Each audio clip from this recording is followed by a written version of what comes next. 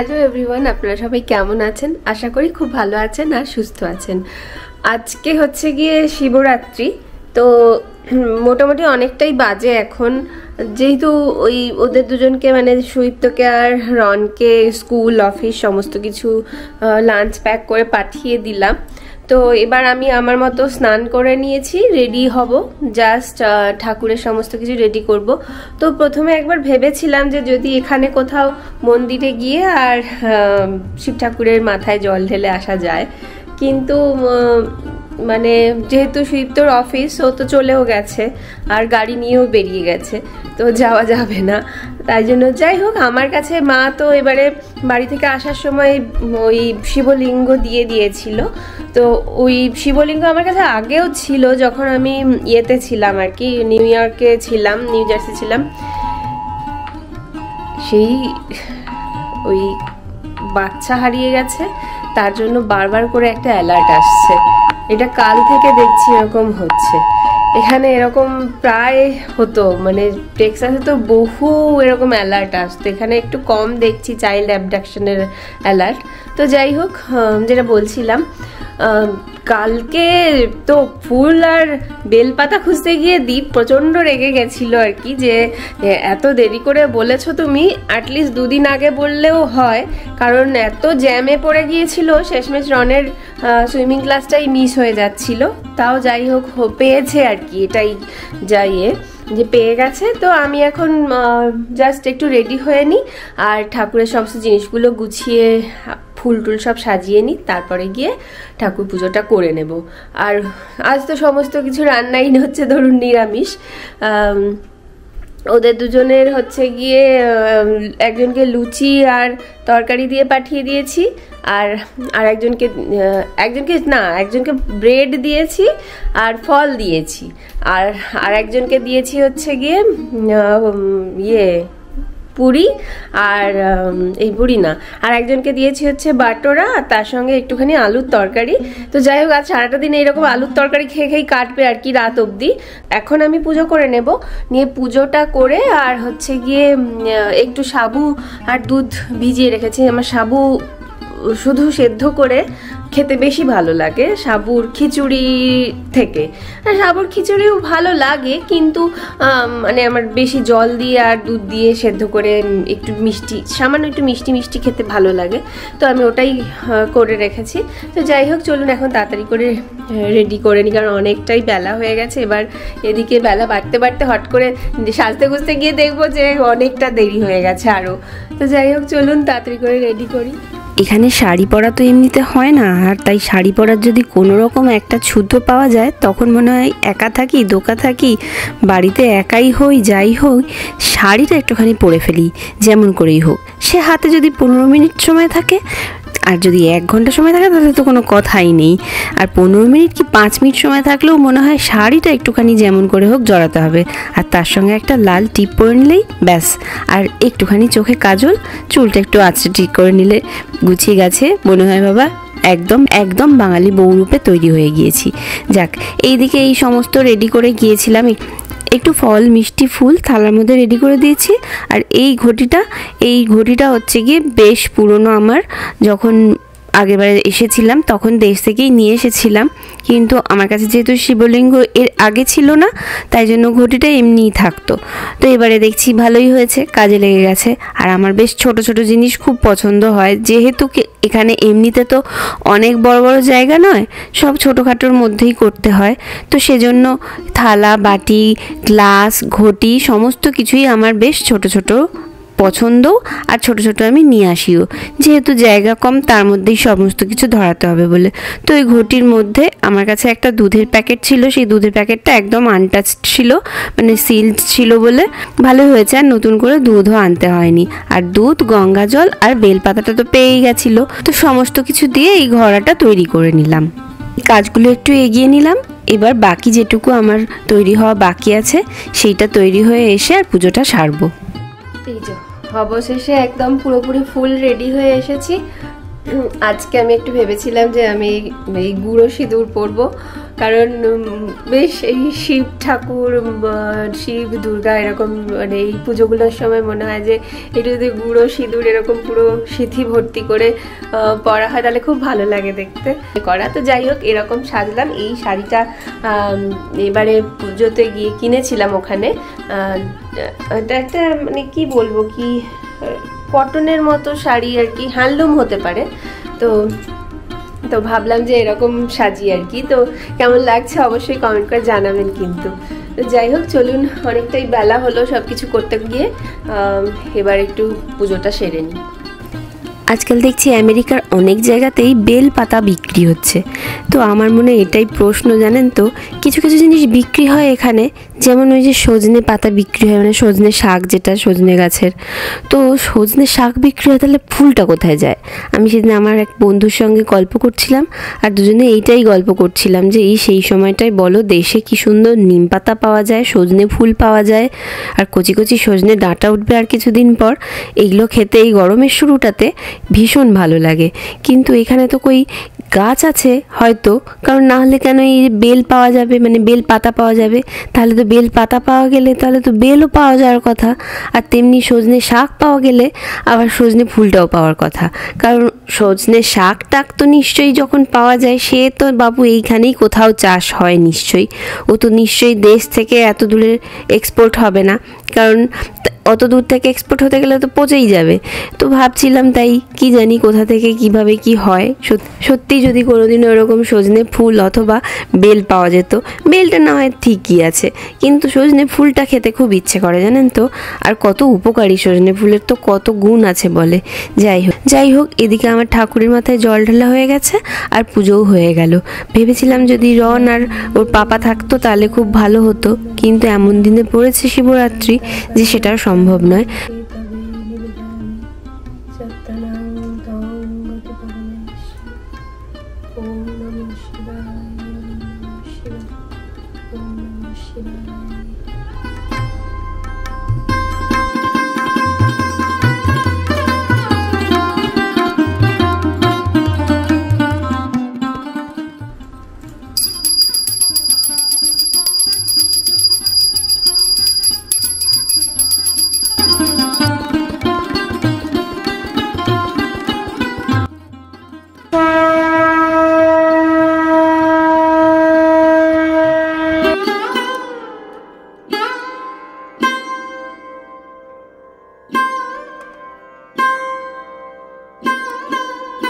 ওরা বাড়িতে নেই, বেশ ঠান্ডা মাথায় পুজোটা হয়ে গেল। না হলে আবার রন থাকলে সে অনেক তার প্রশ্ন থাকে এমনিতেও, যদিও থাকলে বেশ ভালোই হতো। তাহলে এবারে যেরকম মামার বাড়ি তারকেশ্বরে গিয়েছিলাম আর বাবা তারকনাথের মাথায় জল ঢেলে এসেছিলাম, রনকেও তো ঢালিয়েছিলাম।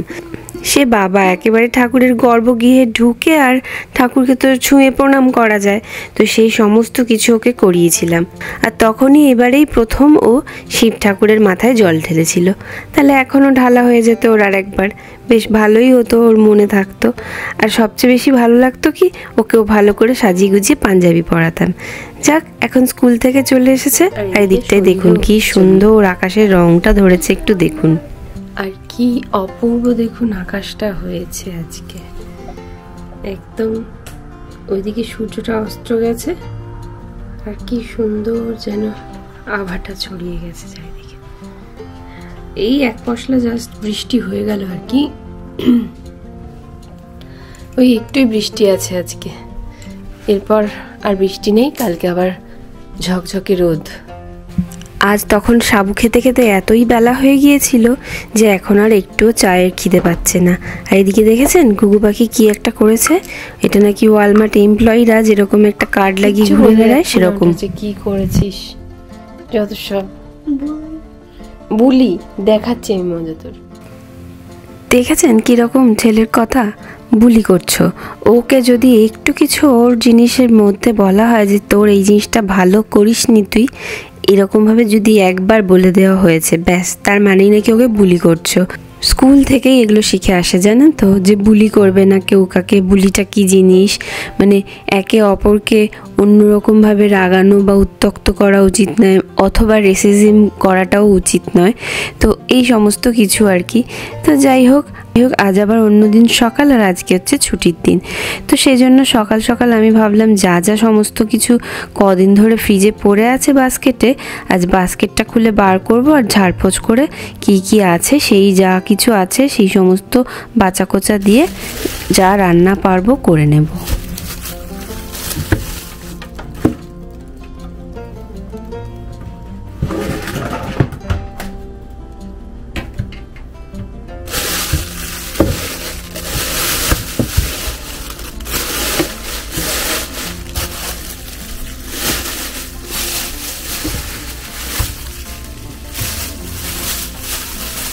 ফ্রিজের এই বাস্কেটটি খালি করতে পারলে আমার ভীষণ আনন্দ হয়। সেদিন মনে হয় বাবা সমস্ত কিছু যা কিনেছিলাম তার নষ্ট হলো না, সব কিছু রান্না করা গেল।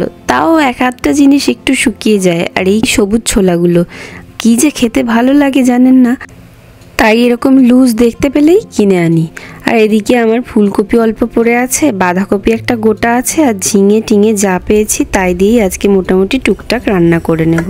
আর ওদিকে ওরা বাবা আর ছেলে গেছে এখানে যে হোম ডিপো বলে একটা স্টোর আছে, সেই স্টোরে প্রত্যেক মাসের প্রথম সপ্তাহের শনিবারটা করে একটা ওয়ার্কশপ হয়, সেইখানে ওই সমস্ত কিছু দিয়ে দেয়। আর ওখান থেকে হাতুড়ি টাতুড়িও দেয়, ওই হাতের কাজের জিনিস কিছু বানাতে হয়।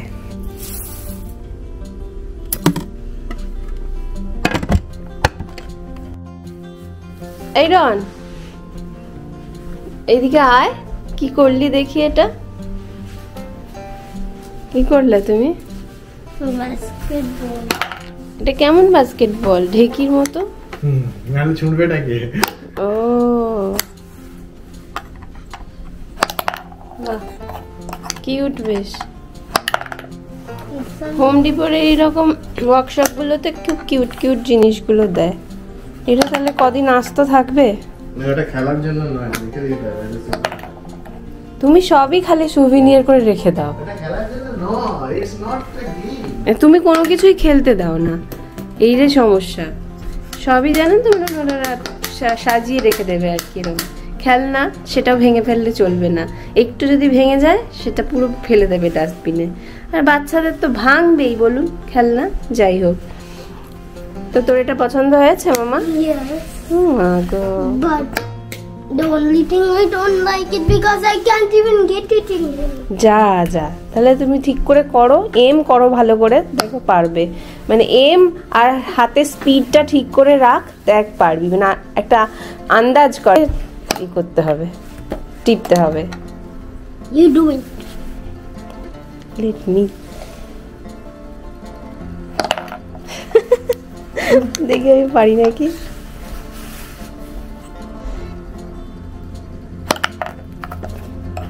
খুব কঠিন কিন্তু।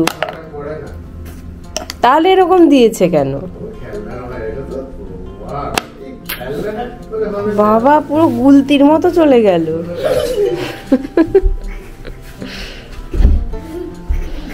খেল তাহলে, এটা নিয়ে তুই আজকে সারাদিন টাইম পাস কর, তাহলে তো ভালো। সারাদিনেও পারবি কি মনে হয় কি পারবি না? And look what Papa destroyed. কি ডিস্ট্রয় করেছে দেখি, পাপা কি ডিস্ট্রয় করে ফেলেছে। এ মা, তো ভালো তো, তো সারাদিনের কাজ হয়ে গেল। কর, কাজ খুঁজিস তো। That's going to be hard. Board board board board That's বলিস। going to be hard. ওই রুমটার কি অবস্থা করেছে দেখেছেন? ওই জন্য ওই রুমটাতে আমি ক্যামেরা নিয়ে যেতেই পারি না, এমন তছনছ করে রাখে।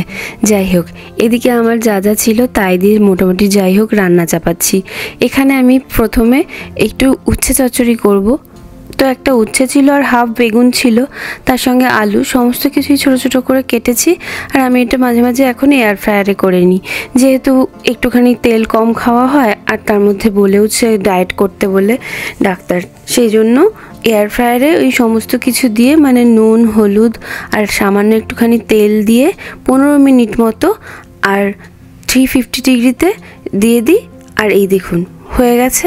এখন প্রায় ভাজা ভাজাই হয়ে যায়, ভালো রকমই ভাজা এবং সেদ্ধও হয়ে যায়। এরপর কড়াইতে মশলা দিয়ে, যেমন চচ্চড়ির মশলা আর কি, একটু সর্ষে বাটা আর জিরে গুঁড়ো, ধনে গুঁড়ো, আর তার সঙ্গে ফোড়নে দিয়ে দিই 5 ফোড়ন, তেজপাতা, শুকনো লঙ্কা দিয়ে আর নাড়াচাড়া করে জল ঢেলে আর উচ্ছে চচ্চড়ি হয়ে যায়। আর তারপরে গিয়ে বাঁধাকপি, ঝিঙেটা দিয়ে, যেহেতু অল্প পরিমাণ ঝিঙে ছিল সেই জন্য ঝিঙে আলু দিয়ে একটুখানি পেঁয়াজ দিয়ে সামান্য একটু পরিমাণ পোস্ত মতো করে নিয়েছি। আর ডিমের ঝোল করেছি। আর রন বলেছিল যে সে মাছ খাবে, তাই ওর জন্য মাছটা ফ্রিজ থেকে বার করেছি, ওটা কড়াই ছিল। আর সঙ্গে একটু ডাল, আর দ্বীপের হচ্ছে ব্রাউন রাইস। আজকে ছুটি ছিল আর সকাল থেকে প্রায় ফাঁকা ফাঁকাই ছিলাম বলে কত কি রান্না হয়ে গেছে। এই এত রান্না যদিও আজকে একদমই পুরোটা খাওয়া হবে না, আর খাওয়া যাবেও না, ওই থেকে যাবে। সেটা একদিক থেকে ভালোই হয়, আরও একদিন চলে যায়। তবে এগুলো সবই তো দিনের খাওয়ার রান্না, মানে আমরা তো ধরুন রাত্রেবেলার দিকে রুটি খাই, আর রুটি দিয়ে একমাত্র বাঁধাকপি আর ডিমের ঝোলটা ছাড়া সেভাবে কিছু খাওয়া যাবে না। ওই সেই জন্য রাত্রিবেলার জন্য আবার কিছু আর একটা ভাবতে হবে। যাক, এদিকে আমার খাওয়া দাওয়া হয়ে গেছে, আর একটু ফ্রেশও হয়ে নিয়েছি, আর কিচেনটাও গুছিয়ে নিয়েছি। এত কিছু সকাল থেকে রান্না করেছি, তো কিচেনটা তো বেশ তোলপাড় হয়েছিল, সেই জন্য কিচেনটা গোছাতেও অনেকটা সময় গেল। আর যেহেতু ছুটির দিন, আর বিকেলে সেরমভাবে কোথাও বেরোবো না, সন্ধে সন্ধে প্রায় হয়েই এসেছে, তাই জন্য এখন এই গল্পের বইটা পড়ি আর রনকেও পাশে নিয়ে একটু গল্প শোনাই। Good morning. আর এই লাস্টে আর ব্লগটা কন্টিনিউ করিনি, আজকে আবার হচ্ছে গিয়ে রবিবার, সানডে। তো আমরা এমনি তো এতদিন ঠান্ডা ছিল বলে কোথাও সেরকম বেরোচ্ছিলাম না। আস্তে আস্তে তো গরম পড়ছে, আর গরম পড়লেই পুরো আমেরিকার ঘুম ভাঙে প্রায়। তো সবাই এখন জাস্ট আর কটা দিন অপেক্ষা, তারপরে ভালো করে যখন সামারটা পড়বে বা স্প্রিংটা আসবে তখন সবাই খুব ভালো করে ঘুরতে বেরোয়, বেড়াতে বেরোয়। তো আমরা আজকে জাস্ট এই সামনে আর কি, সামনে মানে কতক্ষণ, 4 ঘন্টা মতো লাগবে। মানে সকালবেলা একটু আর্লি বেরোলে ভালো হতো না, এটা ও সবসময় বলে অনেক আর্লি বেরিয়েছি, এর চেয়ে আর্লি বেরোনো যায় না। রাত্রিবেলায় জানেন তো এই এডিটিং এর কাজ টাজ থাকে অল্প স্বল্প, তা করে দেরি হয়ে যায় একটু শুতে, তো বেশ দেরি হয়ে গিয়েছিল কাল। তারপরে আবার কোথাও বেরোনো থাকলে তো জানেনই যে অনেক কিছু গোছাতে হয়, একটু খাবার টাবার প্যাক করে নিতে হয়। কারণ আমরা এখন যেই রাস্তাটা দিয়ে যাচ্ছি না জানেন তো, এই নর্থ ক্যারোলিনা আর সাউথ ক্যারোলিনাতে স্পেশালি খুব দেখেছি ভীষণ আমেরিকার যে কান্ট্রি সাইড বলি বা গ্রামের মতো জায়গাগুলো খুব দেখা যায়। তো এখানে অবভিয়াসলি কিছু সেরকম একটু যেতে যেতেই যে গ্যাস স্টেশন থাকে, দোকান থাকে, যেখানে মানে একটু রিফ্রেশ হওয়া যায়, সেগুলো নেই। একদম পুরো গাছগাছালি, মানে পুরো জঙ্গল, উঠছে ভর্তি। আর খুব বাড়ি যেগুলো আছে সেগুলো মানে দেখলেই বোঝা যাবে যে এগুলো হচ্ছে গিয়ে গ্রাম সাইডের বাড়ি। এই সমস্ত রাস্তা দিয়ে গেলে খাবার দাবার পাওয়াটার সম্ভাবনা একটু কম, তাই খাবার টাবার একটু প্যাক করে নিতে হয়েছে, যদিও সেটা সকালেও নিয়েছি একটু, আর রাত্রিবেলাতেও একটুখানি করে রেখেছিলাম প্যাকিং। তো যাই হোক, চলুন এখন যাই। এমনি বেসিক্যালি এই ন্যাশনাল পার্কটা কি গো, আর এর একটা স্পেশাল জিনিস ছিল যেটা এখন হয় না, ওটা জুন না কোন সময় থেকে 2 মাসের জন্য ফায়ারফ্লাইজ রাতে খুব দেখা যায়। তার শো হয়, তার জন্য আলাদা আলাদা অ্যাপয়েন্টমেন্ট নিতে হয়। ও আচ্ছা, এটা না আমরা আগের বারে একবার ঠিক করেছিলাম যে এটা আসবো দেখতে, কারণ এই জোনাকি যেই আলোগুলো আমাদের পোস্ত সিনেমাটাতে দেখেছিলাম, জোনাকি অনেক জায়গায়, মানে জঙ্গলের মধ্যে অনেক জোনাকি জ্বললে রাত্রিবেলায় খুব সুন্দর লাগে। তো এখানে একটা ওরকমই অ্যাক্টিভিটি আছে। অ্যাক্টিভিটি না, এটা ওই ফায়ারফ্লাইজের মিটিং সিজনের সময়ই ওটা হয়। আচ্ছা, বুঝলাম। যাই হোক, চলুন যাই, গিয়ে আমরাও দেখবো যে নতুন জায়গা, নতুন পার্কটা কেমন। একদমই সেভাবে ঠিক ছিল না, মানে কোনো রকম প্ল্যান ছাড়াই বেরিয়ে পড়েছি বলতে গেলে। গতকাল সন্ধে অবধি তো সেভাবে ঠিকই ছিল না যে আজকে কোথাও বেরোবো বলে। আর ওই দেখুন কীরকম আশপাশটা ফাঁকা ফাঁকা দেখেছেন, শুধু মাঠ ময়দান আর কোথাও কোথাও ঘন গাছ, আর এরকম একটা দুটো করে ছোট ছোট বাড়ি। এগুলো পুরোপুরি একেবারে গ্রাম সাইড বলা যায় আমেরিকার। আর একটু একটু কোথাও যেখানে টাউন আছে সেই টাউনগুলো দেখলেও বোঝা যায় যে বেশ পুরনো, আর ছোটোখাটো দোকান আছে। গ্যাস স্টেশন একটা দুটোতে দেখলাম, দাঁড়ালাম, তো কোথাও কোথাও রেস্টরুম ছিল না। তো যাই হোক, সেগুলো পেরিয়ে খুব সুন্দর দেখতে দেখতে এখন পৌঁছে গেছি। এই যে এইখানটায় পৌঁছে গিয়েছি, এটা হচ্ছে ন্যাশনাল পার্কের যে গেটগুলো হয় আর কি, এখানে তার সামনে যে বোর্ডটা থাকে, তো এরকম দেখতে তো হয়। হ্যাঁ, এখানে আপাতত বহু ন্যাশনাল পার্কে ঘোরা হয়ে গেল, প্রায় 16টা মতো। তো এরকম বোর্ডগুলো থাকে। এইটা হচ্ছে মেনলি লোগো আমেরিকার ন্যাশনাল পার্কের। চলুন এবার পার্কের গেটটার কাছে পৌঁছে গিয়েছি। সাধারণত পার্কের এই বোর্ডটা বেশ বাইরেই হয়, মানে যেখান থেকে ভিজিটার সেন্টার অথবা পার্কে দেখার জায়গাগুলো যেখানে হয় তার বেশ খানিকটা দূর থেকেই এই বোর্ডগুলো থাকে। তো এখানে আমরা সাধারণত ছবি তুলে থাকি, সকলেই তাই করেন, তো আমরাও তাই করে নিলাম। এবার আমরা পার্কিং লটে পৌঁছে গেছি, যেটা ন্যাশনাল পার্কের পার্কিং লট। তো আমরা ভেবেই এসেছিলাম যে পার্কিং লটে পৌঁছে তারপরে গিয়ে একটু কিছু বাড়ি থেকে যা খাবার টাবার এনেছি সেই সমস্ত কিছু খেয়ে তারপরে গিয়ে পার্কের মধ্যে ঢুকবো। তো লুচি করে এনেছিলাম আর একটু চিকেন ছিল, তো সেটাই এনেছি। তবে চিকেনটা জানেন তো গরম করা গেল না, একটু ঠান্ডাই খেতে হচ্ছে, কি আর করা যাবে। তুই বলেছিলিস যে তুই লুচি খাবি না, পার্টি বদলে নিয়ে। যদি একজনের জন্য লুচি হতো তাহলে আমি লুচি বানাতাম না কালকে। দীপ এত লুচি পরোটা এই সমস্ত কিছু খেতে ভালোবাসে, আর বেচারি ডাক্তার ওকে বলেছে যে আপনাকে ওয়েট লস করতে হবে, সেই জন্য বাড়িতে বেশ কিছুদিন ধরে রেস্ট্রিকশন চলছে যে লুচি পরোটা এই সমস্ত ময়দার জিনিস আর করা যাবে না। তো তাও কোথাও বেড়াতে গেলেই ও বাড়ি থেকে যদি কিছু করে নেওয়ার মতো সুবিধে হয়, এই অপশনটা দেয় যে একটু লুচি আলুর দম করে নিয়ে গেলে হয় না। মানে বললো তো এবার আমার তো মনে হয় যে খেতে চাইছে, হয়তো ইচ্ছে হচ্ছে, তো সঙ্গে সঙ্গে তাই কয়েকটা লুচি করে নিয়েছিলাম। তবে চিকেনটা ছিল বলে আর অসুবিধা হয়নি। আমি বলেছিলাম আর আলুর দম করবো না, চিকেনটা নিয়ে চলে যাব। তো যাই হোক, আমাদের খাওয়া দাওয়া হয়ে গেছে। এটা হচ্ছে কংগেরি ন্যাশনাল পার্ক, সাউথ ক্যারোলিনাতে, আর জায়গাটা কংগেরি বলেই এই জায়গাটা সাউথ ক্যারোলিনার মধ্যে। তো আমরা এখন ভিজিটার সেন্টারের মধ্যে ঢুকে গিয়েছি। সাধারণত ভিজিটার সেন্টারগুলো আমি সবসময়ই আপনাদের কোথাও বেড়াতে গেলে, ন্যাশনাল পার্ক হোক, স্টেট পার্ক হোক, একটুখানি ভেতরে ঢুকে আপনাদের একটুখানি হলেও ঘুরিয়ে নিই। তো ভিজিটার সেন্টারে ওই একটা ম্যাপ থাকে যে পার্কের মধ্যে থেকে কী কী দেখতে পাওয়া যাবে আর কোথায় কোথায় দিয়ে কিভাবে কোন পয়েন্টগুলোতে যাওয়া যাবে, কোন পয়েন্টগুলো মানে যদি কোথাও হাইক থাকে সেই হাইকগুলোর মধ্যে সমস্ত হাইক করা যাবে কিনা, বাচ্চা নিয়ে সব হাইক করা যায় কিনা, ট্রেল থাকলে সেই ট্রেলে কিভাবে যাওয়া যাবে, তো এই সমস্ত বিবরণ দেওয়া থাকে ন্যাশনাল পার্কে। আর কিছু সুভেনিয়ার থাকলে কেনা যায়, ম্যাগনেটস থাকলে কেনা যায়, আর হচ্ছে কিছু সফট টয়েস, এই সমস্ত কিছুই আর কি ন্যাশনাল পার্ক রিলেটেড। ন্যাশনাল পার্কের মধ্যে কি কি দেখতে পাওয়া যেতে পারে, লাইক কি যে কোনো পোকামাকড়, পাখি, এই সমস্ত কিছু দিয়ে ভালো করে ভিজিটার সেন্টারটা সাজানো থাকে। তো ভিজিটার সেন্টারের কাজ আমাদের হয়ে গেছে। এবার আমরা বেরিয়ে চলুন পার্কটা অ্যাকচুয়ালি কেমন, কি জন্য পার্কটা ন্যাশনাল পার্ক হয়ে উঠেছে সেগুলোই দেখতে যাই।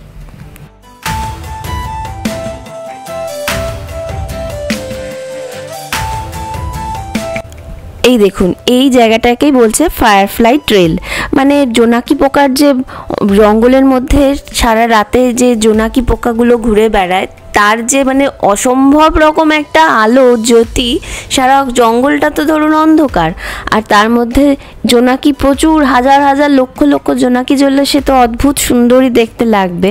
তো সেটা ওই গরমকালটা করেই হয়, এখন শীতকালে দেখতে পাওয়া যায় না। তো যাই হোক, ওইটাই ছিল গিয়ে জোনাকি পোকার দেখতে যাওয়ার একটা ট্রেল। তারপরে হচ্ছে এই পুরো সমস্ত জঙ্গলটাতেই এই যে জল জমে আছে দেখা যাচ্ছে, এই জলের উৎস হচ্ছে, আপনাদের নিয়ে যাবো এখনই, কংগেরি রিভার বলে একটা নদী আছে আর কি, সেই নদীটা, তারপর ওয়াটারি রিভার বলে একটা রিভার আছে সেইগুলো, আর হচ্ছে গিয়ে বৃষ্টির জলে যখন ফ্লাড হয়ে যায় তখন সেই জল জমে জমে এই জায়গাগুলোকে এরকম সোয়াম্প ল্যান্ডে পরিণত করে। এতক্ষণ তো দেখতে দেখতে আসছিলাম আমরা যে ওই রকম জল জমে থাকে, আর মানে এই জমা জলের মধ্যে যে গাছ বেড়ে উঠছে, তারপরে গিয়ে যে পোকামাকড় আছে বললাম, ওই রকমগুলোকেই তো সোয়াম্প বলছে। তো এই জায়গাটাতে এখন প্রচুর জল মোটামুটি জমে আছে। এমনি যা ছবিতে দেখে এসেছি সেটাতে হচ্ছে গিয়ে আরও অনেকটা জল জমে। ওই ভিজিটার সেন্টারে যেরকম গাছটা আছে, যে গাছের গুঁড়িটা একদম খোকলা মতো হয়ে গেছে, তো সব এরকম জমা জলের থেকে থেকে হয়ে যায়। আর এরকম যে গাছগুলো যে আরও আস্তে আস্তে দেখলাম না যে পড়ে আছে, তো অবভিয়াসলি যে জলে অনেকক্ষণ ডুবে থাকলে সেগুলো তো পচে যাবেই। তো আস্তে আস্তে পচে গিয়ে আর এরকম অনেক সময় যেগুলো পড়ে গেছে আর কি। যাস না আর ওদিকে মামা, হোঁচট খেয়ে যাবি। জল আছে না, ওই জন্য ওর বারবার ওইখানে যেতে ইচ্ছে করছে।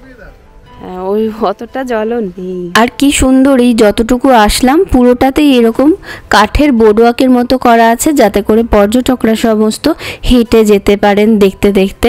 কারণ যেই সময়টায় জল জমে থাকে সেই সময়টা তাহলে বুঝতে পারছেন যে হেঁটে আসছিলাম যেই জায়গাটা দিয়ে, সেই জায়গাটার থেকে জাস্ট একটুখানি নিচেই জলটা থাকে আর কি, যখন গরমকাল থাকে। তারপর পাতাগুলো সবুজ থাকে, এটাও একরকম সুন্দর লাগছে। আবার সবুজ আর ফলেও আর এক রকম লাগছে না আমার তো। এই গাছগুলোকে দেখে একদম মনে হচ্ছে যেন দেখুন হাতির গায়ের কালার, হাতির গাটা যেমন হয় দেখতে সেরকম রঙের মনে হচ্ছে।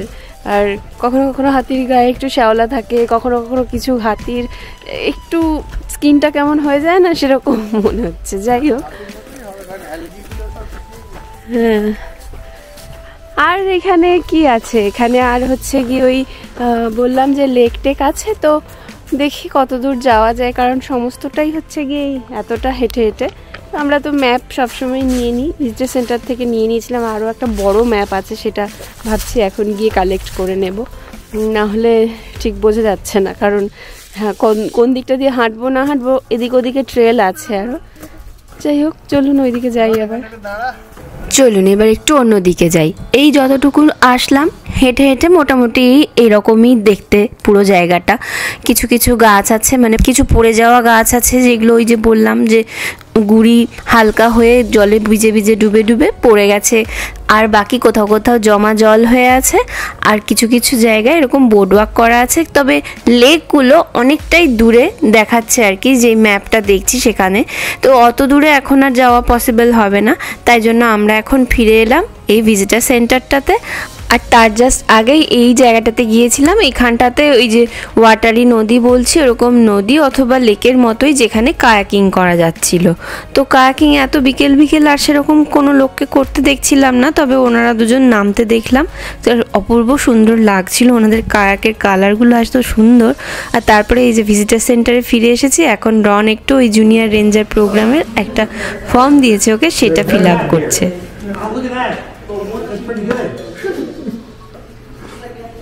He forgot to see what's the numbers in the এরকম জুনিয়র রেঞ্জার প্রোগ্রাম কিছু কিছু ন্যাশনাল পার্কে দেখলাম রিসেন্টলি যে আছে, যেখানে বাচ্চাদেরকে নিয়ে আর কি ফরেস্ট রেঞ্জারদের কি কি কাজ হয় বা কি করে সেই সমস্ত আর কিছু ফান অ্যাক্টিভিটিস থাকে। তো এখানে একটা ফর্ম দিয়েছিলেন, সেটা ওই ফিল আপ করলো, ওই ফিল ইন দ্য ব্ল্যাঙ্কসের মতো আর কি, সেইটা করে আর একটা ওকে ব্যাচ দিয়েছেন। এই যে এই ব্যাচটা পেলো, এটা এবার আটকিয়ে দিই। ভদ্রলোক বেশ মজারভাবে ওকে বলাচ্ছিলেন, আর তার মুখ দিয়ে একটা রা বেরোয় না। যাই হোক, এইটা পেয়ে এখন খুশি। এবার চলুন। You got a badge, right? Good job. যাই গুটি গুটি পায়ে, সন্ধে নামবো। তো এখান থেকে একটু অন্য একটা জায়গায় যাব, তারপরে গিয়ে বাড়ি ফিরবো। দেশটাতে এত গাছ, আর কোথাও কোথাও দেখি পুরো জঙ্গলের পর জঙ্গল ওরকম গাছ পড়ে আছে, নষ্ট হয়ে গেছে। ওই জন্য সমস্ত কিছু কাঠ দিয়েই তৈরি হয়। তো আমরা ওখানে ছিলাম, তো ওখান থেকে এখন চলে এসেছি হচ্ছে গিয়ে কঙ্গেরি, যে ন্যাশনাল পার্কটার নাম তো কঙ্গেরি। তো ওটার নামেই এখানে একটা রিভার আছে, এটা হচ্ছে কঙ্গেরি নদী। কারণ ওখানে যেসব আর লেক টেক ছিল, সেই লেকে জায়গাগুলোতে আর আমরা ঠিক যেতে পারলাম না এই সময়, কারণ অনেকটা ট্রেল দিয়ে হেঁটে হেঁটে যেতে হবে বলে আর যাইনি। তো বললাম, তাই জন্য এখন এই নদীটার ধারেই চলে এসেছি। এই জায়গাটা বেশ সুন্দর, অনেক মানে বসার জায়গা আছে, আর পার্কের মতো করা আছে, বাচ্চাদের খেলার জায়গা আছে। তো এখানটাতে অনেকক্ষণ সময় কাটানো যায় আর কি। আর ঠিক রনের মাথার ওপর দিয়ে দূরে দেখুন ওই একদম নদীর পাশে পাড়টাতে একটা প্রি বেবি ফটোশ্যুট করতে এসেছে। কি অপূর্ব লাগছে। এমনিতেই তো এই সময়টা একদম মেয়েদের সবচেয়ে সেরা সময় আর সবচেয়ে সুন্দর লাগে। তো একজনরা এসেছে, একটা কাপল, তাদেরকে দেখছি কি অপূর্ব লাগছে। আর চারিদিকে এখন এই সিলুটের টাইম তো ওই জন্য আরও বেশি সুন্দর লাগছে যেন। যাক, আমরা কিছুক্ষণ এখানে কাটালাম। টুকটাক করে বসার মতো বেদি করা আছে, যেমন ওই পার্কের ভেতরে ছিল, বোর্ড ওয়াকের মধ্যে যেখানটা দিয়ে হেঁটে হেঁটে যাচ্ছিলাম ওখানেও বেশ বেঞ্চি করা ছিল আর কি, গরমকালে যাতে মানুষের অসুবিধা না হয়। তো সেই রকম এখানেও বেশ করা আছে। ওই ব্রিজটা দেখুন কি শক্তপোক্ত, বাবা কি সুন্দর যেন দেখতে লাগছে। যাক চলুন, একদিনের অল্পক্ষণের একটুখানি বেলা ঘোরাও হয়ে গেল। আর এটা হলো গিয়ে কঙ্গেরি শহরটা। এবার আমরা শহর ছাড়িয়ে আবার আমাদের নিজের রাজ্যে ফিরে যাব, নর্থ ক্যারোলিনায়। আর তার সঙ্গে ব্লগটাও এখানে শেষ করি। আবার দেখা হবে নতুন কোনো ব্লগে। ততক্ষণ সকলে খুব খুব ভালো থাকবেন, সুস্থ থাকবেন আর সাবধানে থাকবেন। আর ব্লগটা ভালো লাগলে প্লিজ একটু লাইক, শেয়ার, চ্যানেলটা সাবস্ক্রাইব করার রিকোয়েস্ট রইল আর পেজটা ফলো করার রিকোয়েস্ট রইল। Thank you so much for watching.